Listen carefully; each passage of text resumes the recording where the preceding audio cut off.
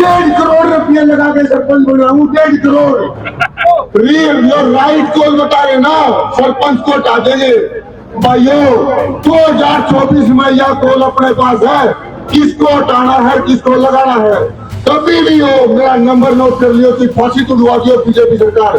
वो तो लोग कहनी आए हैं तू ज्यादा बोले। भाई सरपंच बोलन खातर कौन बने। हाँ पढ़ता पहला जनसभा में जाया करते, नू कहा करता मैं 25 तारीख को से मेरा काम बोलेगा, मैं कौन बोलूं।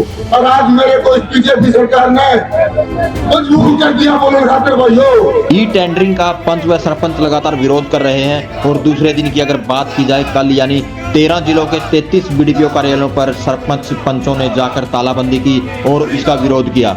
सरपंचों का साफ तौर पर कहना है कि ई टेंडरिंग को वो लागू नहीं होने देंगे। उधर अगर बात करें उप मुख्यमंत्री दुष्यंत चौटाला ने भी बात कही है कि ई टेंडरिंग में अगर कोई दिक्कत है तो उसके संशोधन के लिए वे तैयार हैं। तो आइए सुनते हैं कल टोहाना में किस तरह से सरपंच गर्जे, क्या कुछ उनका कहा। और आज मेरी चोरी छाती होगी इस हरियाणा के टोहाना गांव में आके और इतने सरपंच भाइयों के साथ देख के। और आज मैं दिल से कहता हूँ इस हरियाणा सरकार को, मेरा गांठ में बाकी कौन थी भाइयों, नीचे मेरी बारी को नहीं आई थी। अलाउंसमेंट मैंने कभी किसी के जगह नहीं की और ना मैंने पेट में सीखी। सरपंच बनने के बाद बोलना तो सारी उम्र का है, लेकिन गांठ में आग लग रही है। सरपंच बनने से पहले ये ना सोचियो भाई मैं इतनी दूर मेरी पढ़ाई करने आ गया। शेखपुरा गांव में पता कर लो मैं ईमानदार हूँ बेईमान हूँ।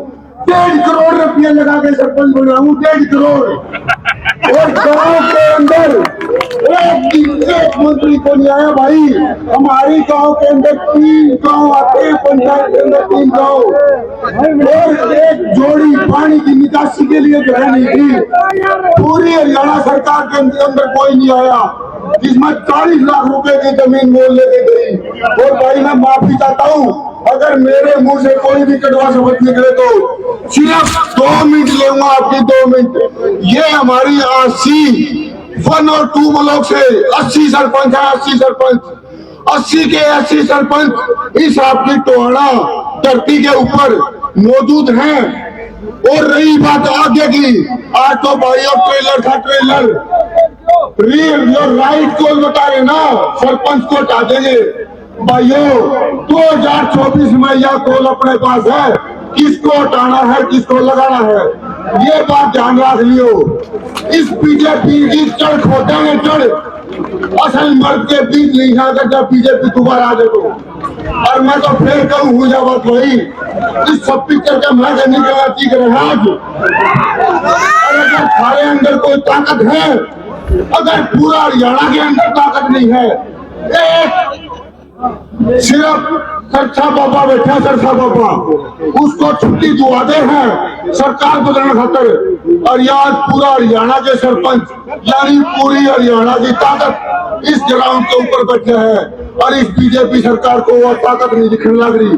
तो शर्म होना किसे भाई सरपंच और किसे मेरे 36 बिरादरी के भाइयों को, तो डूब के मर जाइयो, डूब के मर जाइयो। अगर इस 2024 के अंदर अपनी मांग आज नहीं माननी है, 1 हफ्ता के दौरान 15 दिन के दौरान कभी भी हो मेरा नंबर नोट कर लियो कि फांसी तुड़वा दियो बीजेपी सरकार।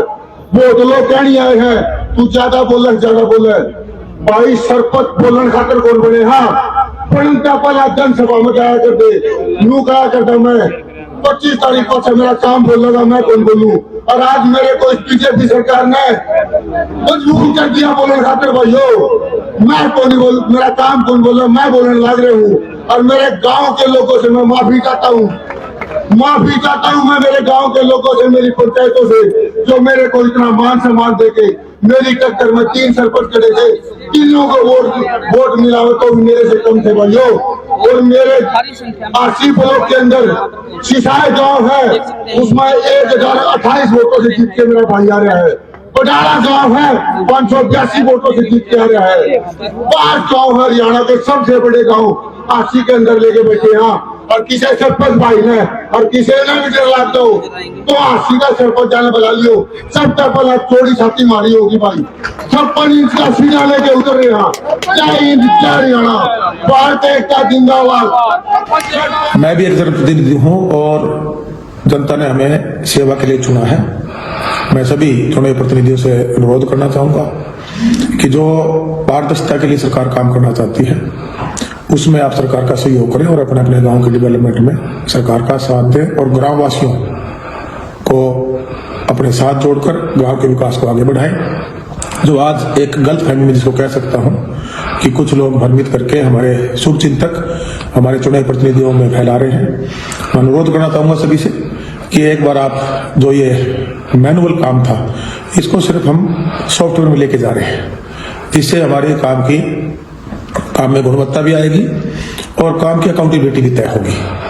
और जो पहले जब हम जनसंवाद के लिए हरियाणा प्रदेश के जिलावार सरपंच से मिलने गए वहां जो सुझाव आए हमने उस सुझाव को अमेंडमेंट करके जो उनके सुझाव गांव के हित के लिए थे, प्रदेश को प्रगति पर ले जाने वाले थे, उनको हमने जोड़ने का काम किया है। 7 दिन में अब टेंडर प्रक्रिया पूरी होगी और इससे पैसे का जो दुरुपयोग होता था वो रुकेगा।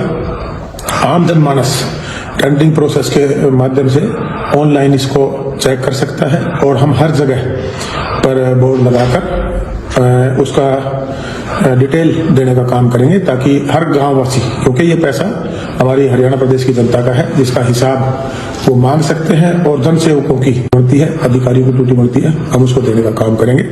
और मैं इतना ही कहना चाहूंगा कि एक बार आप सरकार के साथ जुड़ के अपने गांव के विकास में के भागीदार बने और सरकार का साथ दें और अपने गांव को आगे ले जाने में गांव वासियों का साथ लेते हुए गांव को आगे बढ़ाए।